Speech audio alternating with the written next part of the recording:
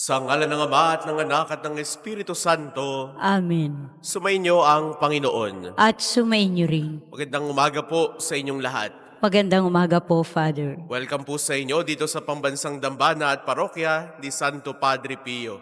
Ngayon pong ika-13 sa buwan ng Mayo, ipinagdiriwang natin ang kapistahan ng mahal na Birhen ng Fatima. Kaya't sa ating pagsasama-sama at pagdulog sa banal na Eukaristiyang ito, patuloy tayong tumawag sa ating mahal na ina at patuloy niya rin tayong tumatawag sa pananalangin at pagdedebosyon sa Kanya. Kaya ang atin nawang mga gawa ay nakalaan para sa paggawa ng kabutihan. Kaya aminin natin ang ating mga kasalanan upang tayo maging marapat gumanap sa banal na pagdiriwang. Inaamin ko sa makapangyarihang Diyos at sa inyo mga kapatid, na lubha akong nagkasala sa isip, sa salita at sa gawa, at sa aking pagkukulang. Kaya sinasamo ko sa mahal na Birheng Maria, sa lahat ng mga anghel at mga banal, at sa inyo mga kapatid, na ako'y panalangin sa Panginoong ating Diyos. Kawaan tayo ng makapangyarihang Diyos, patawarin tayo sa ating mga kasalanan, at patnubayan tayo sa buhay na walang hanggan. Amen. Panginoon, kaawaan mo kami. Panginoon, kaawaan mo kami. Kristo, kaawaan mo kami. Kristo, kaawaan mo kami. Panginoon, kaawaan mo kami. Panginoon, kaawaan mo kami.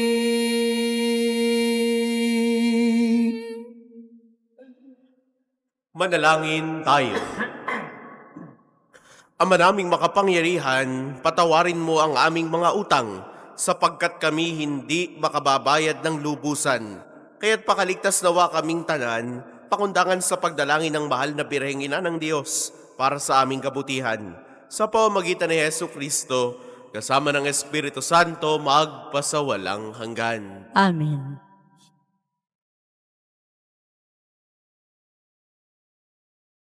Pagbasa mula sa aklat ni Propeta Isaías. Itong lahi ng aking bayan ay makikilala sa lahat ng bansa, pati anak nila'y makikilala rin sa gitna ng madla. Sila'y kikilanling anak ng Panginoon saan man makita. At tatawaging bayang pinagpala, hinirang ng Panginoon. At ang Jerusalem, sa ginawang ito'y pawang malulugod. Anaki dalagang gayak ay pangkasal, siya'y parang dinamtan ng kaligtasan at pagtatagumpay. Kung paanong ang binhi ay tiyak na tutubo at sisibol, gayon ang pagliligtas ng Panginoon sa bayang kanyang hinirang. Dahil dito, lahat ng bansa ay magpupuri sa Kanya. Ang salita ng Diyos. Salamat sa Diyos. O kabiyak ng hari namin, ang payo ko'y ulinigin. O kabiyak ng hari namin, ang payo ko'y ulinigin. O kabiyak nitong hari, ang payo ko'y ulinigin, ang lahat mong kamag-anak at ang madla ay limutin. Sa taglay mong kagandahan, ang hari ang paibigin. Siya'y iyong Panginoon, marapat na iyong sundin. O kabiyak ng hari namin, ang payo ko'y ulinigin. Ang prinsesa sa palasyo'y pagmasdan mo't anong ganda. Sinulid na gintong-ginto ang niyaring damit niya. Sa makulay niyang damit, sa hari ay pinapunta. Haharap sa haring, yaong mga abay ay kasama. O kabiyak ng hari namin, ang payo ko'y ulinigin. Sa masamang masasaya, ang lahat ay nagagalak na pumasok sa palasyo at sa hari ay humarap. Darami ang iyong supling, sa daigdig maghahari, kapalit ng ninunumo sa sinundang mga lahi. O kabiyak ng hari namin, ang payo ko'y ulinigin. Magsitayo po lahat.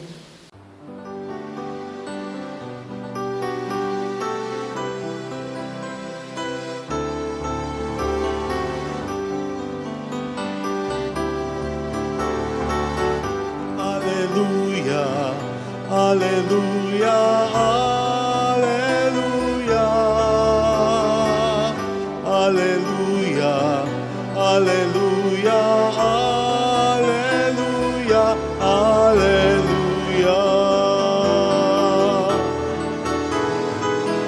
Hallelujah, hallelujah, hallelujah. Hallelujah, hallelujah, hallelujah, hallelujah.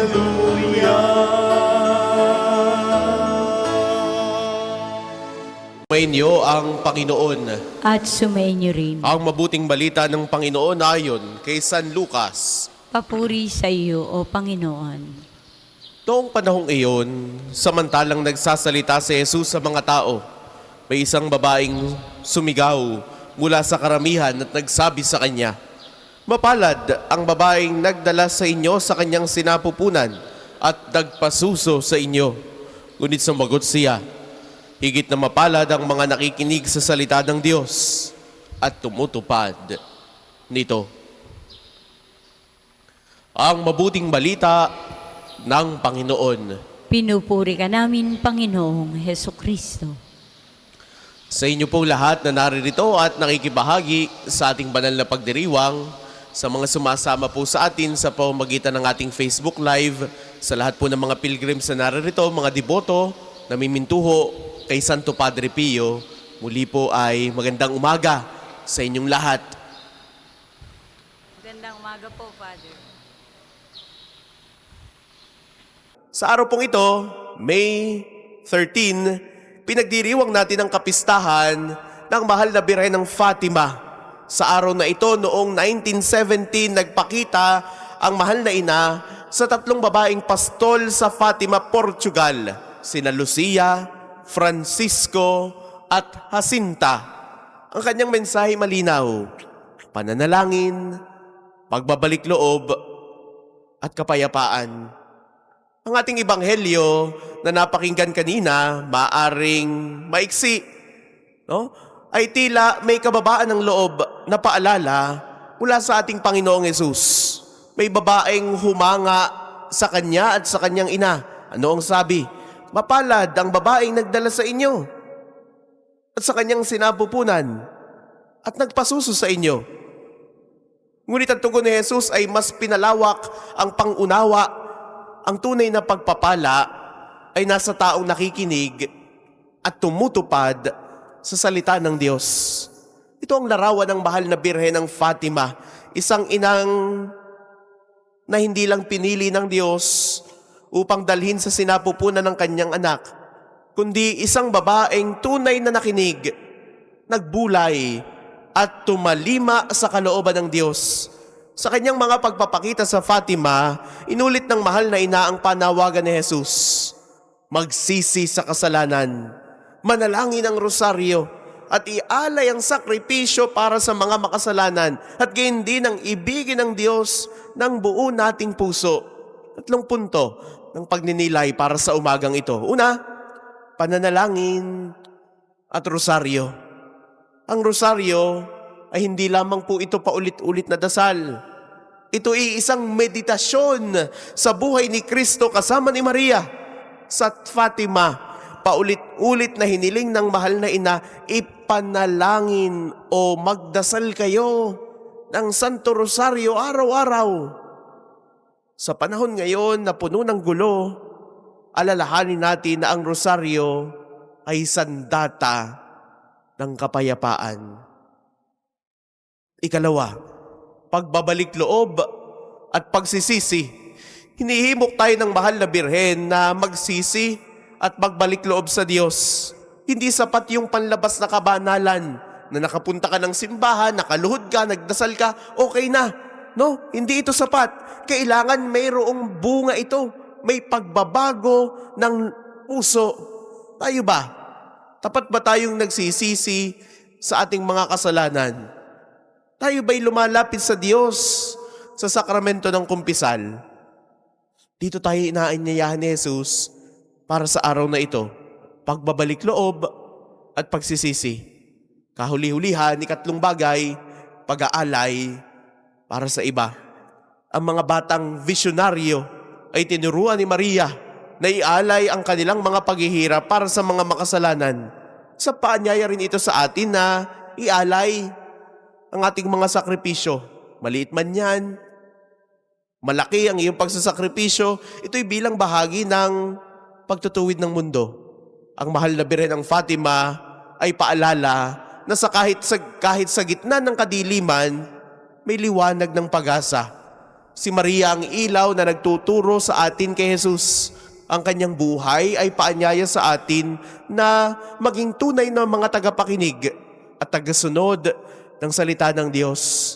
Sa atin pong pagdiriwang sa umagang ito, sana'y hindi lamang tayo basta humahanga kay Maria, tulad ng napakinggan natin sa ating mabuting balita, kundi bagus, tularan din natin ang kanyang pananampalataya, tularan din natin ang kanyang kababaan ng loob, at tularan natin ang kanyang pagtupad sa kalooban ng Diyos.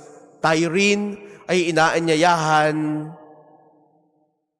na ipagpatuloy ang panawagan ng mahal na Birhen ng Fatima sa ating makabangong panahon. Nawa, tayo rin ay maging daluyan ng pag-asa, maging marubdob sa ating mga pananalangin at naroon ang ating paghahangad ng pagbabalik loob. Sa araw na ito, patuloy nating kapitan ang mahal na Birheng Maria, sapagkat si Maria ang magdadala sa atin papalapit sa ating Panginoong Hesus. Sabi nga, to Jesus through Mary.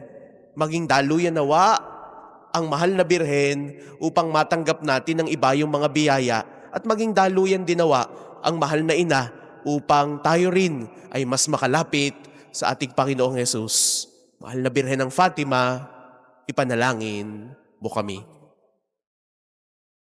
Ang lupa'y nayanig, itindihin ay tumahimik, na ang paan ay tumindi, bilang hukom natin.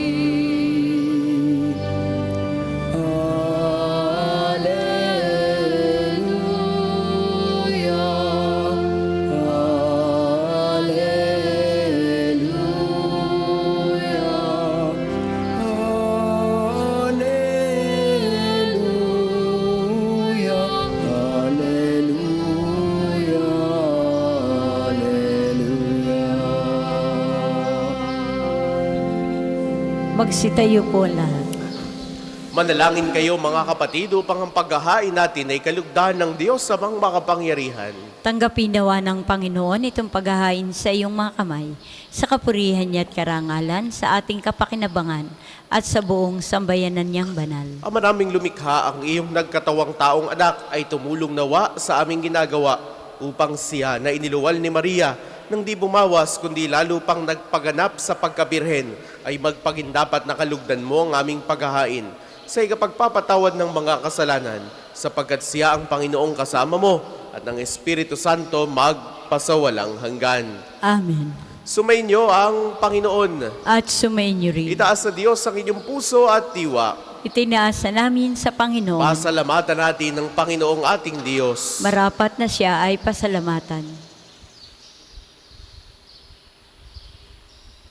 Ama naming makapangyarihan, tunay ang marapat na ikaw ay aming pasalamatan. Ngayong ipinagdiriwang ang paghahain ng Mesiyas, ang maamong tupa na tumubos sa aming lahat. Siya'y talagang maaasahan at ang katapatan niya sa pananagutan ay siyang bumago sa dating pamumuhay sa sangkatauhang namihasa sa pagkasalawahan. Ang dangal ng tao ay ganap na itinampok upang mamana namin sa pakikipagkapatid kay Jesus. Kaya, kaisa ng mga anghel na nagsisiawit ng papuri sa iyo nang walang humpay sa kalangitan, kami nagbubunyi sa iyong kadakilaan.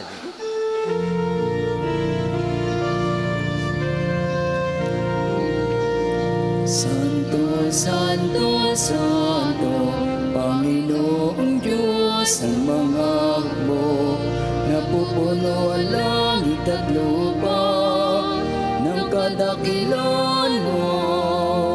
Hosana, Hosana, sa kaitaasan, pinagpalang na paririto sa ngalan ng Panginoon. Hosana, Hosana, sa kaitaasan.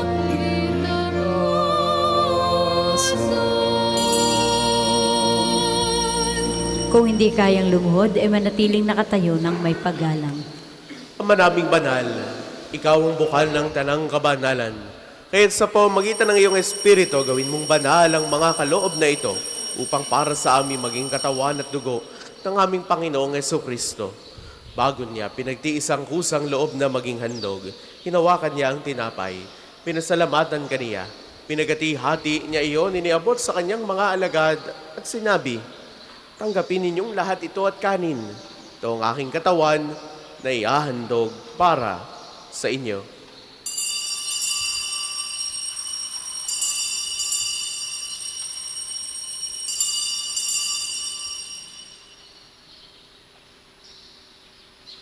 Ngayon din naman noong matapos ang hapunan, hinawakan niya ang kalis. Muli kanyang pinasalamatan. Iniabot niya ang kalis sa kanyang mga alagad at sinabi, "Tanggapin ninyong lahat ito at inumin. Itong kalis ang aking dugo ng bago at walang hanggang tipan. Ang aking dugo na ibubuhos para sa inyo at para sa lahat sa ikapagpapatawad ng mga kasalanan. Gawin ninyo ito sa pag-alala sa akin."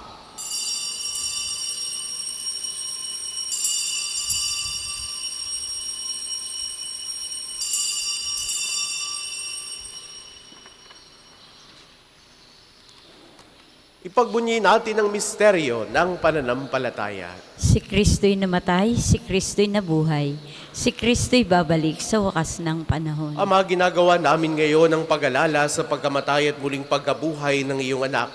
Kaya tiniaalay namin sa iyo ang tinapay na nagbibigay buhay at ang kalis na nagkakaloob ng kaligtasan.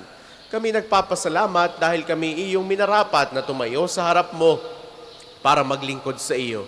Sinasamo namin kaming magsasalo-salo sa katawan at dugo ni Kristo ay mabuklod sa pagkakaisa sa pamamagitan ng Espiritu Santo. Ama, likapin mo ngayong simbahang laganap sa buong daigdig. Puspusin mo kami sa pag-ibig kaysa ni Leon na aming papa, ni Gilbert naming obispo at ng Tanang Kaparian. Alalahanin mo rin ang mga kapatid naming nahimlay nang may pag-asang sila'y muling mabubuhay. Gayon din ang lahat ng mga pumanaw. Kaawaan mo sila at patuloyin sa iyong kaliwanagan. Kaawaan mo at pagindapatin kaming lahat na makasalo sa iyong buhay na walang wakas. Kaisa ng mahal na Birheng Maria na ina ng Diyos, ni San Jose na kanyang kalinis-linisang esposo, kaisa ng mga apostol at ng lahat ng mga banal ni Santo Padre Pio na namuhay dito sa daigdig ng kalugod-lugod sa iyo, may pagdiwang nawa namin ang pagpupuri sa ikararangal mo sa pamamagitan ng iyong anak na aming Panginoong Jesucristo. Sa pamamagitan ni Kristo, kasama niya at sa Kanya ang lahat ng parangal at papuri ay sa iyo, Diyos amang makapangyarihan, kasama ng Espiritu Santo, magpasawalang hanggan. Amen, amen, amen.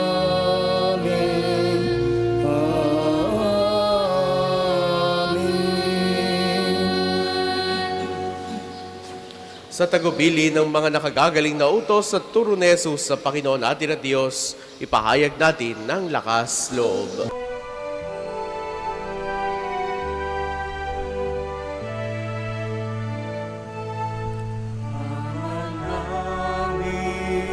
Sumasalangit ka, sambahin ang ngalan mo.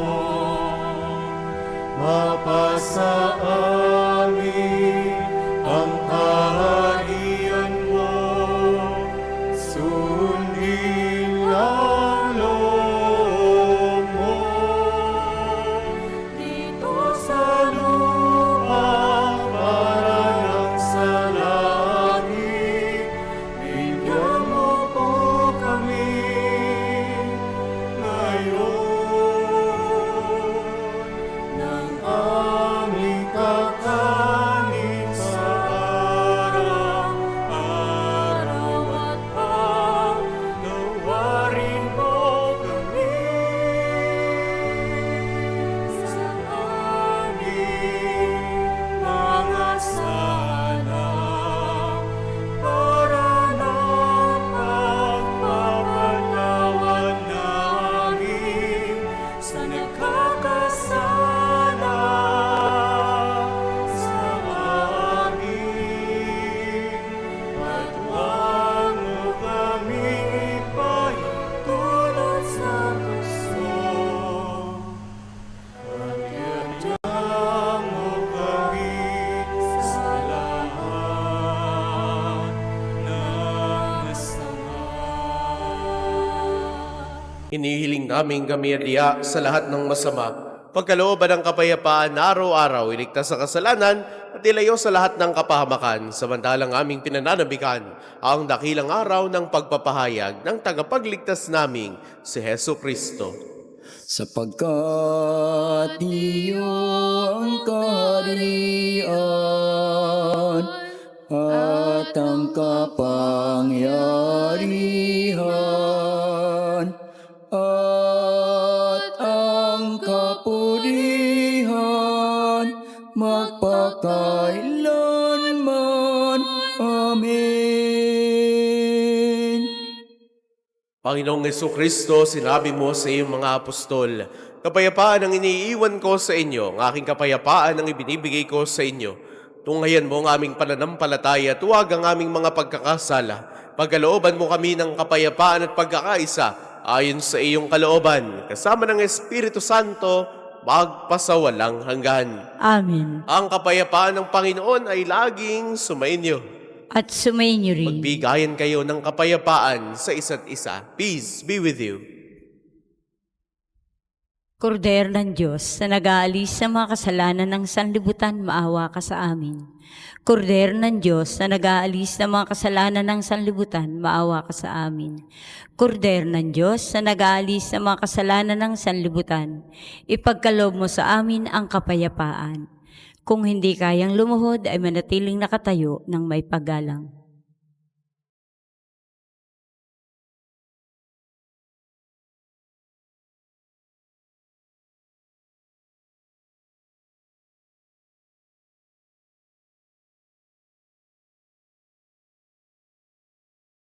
Ito ang kordero ng Diyos. Ito nag-aalis ang mga kasalanan ng sanlibutan, mapalad ang mga inaanyayahan sa kanyang piging. Panginoon, hindi ako karapat-dapat na magpatuloy sa iyo, ngunit sa isang salita mo lamang ay gagaling na ako.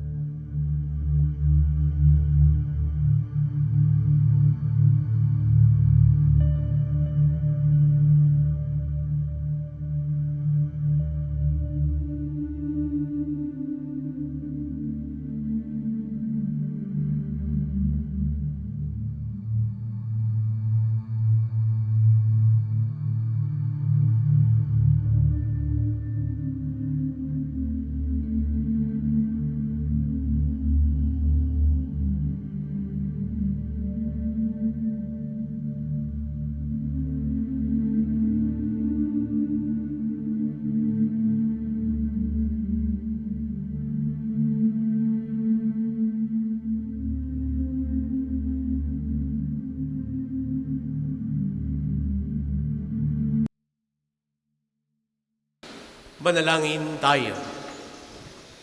Ama naming mapagmahal, sa pagsasalo namin sa banal na pakikinabang, ang iyong kagandahang loob ay aming hinihiling upang ang pagpaparangal namin sa bahal na Birhen at pagtulad namin sa Kanya ay magpagindapat na aming paglingkuran ang pagganap sa kaloob mong kaligtasan sa pamamagitan ni Hesu Kristo kasama ng Espiritu Santo magpasawalang hanggan.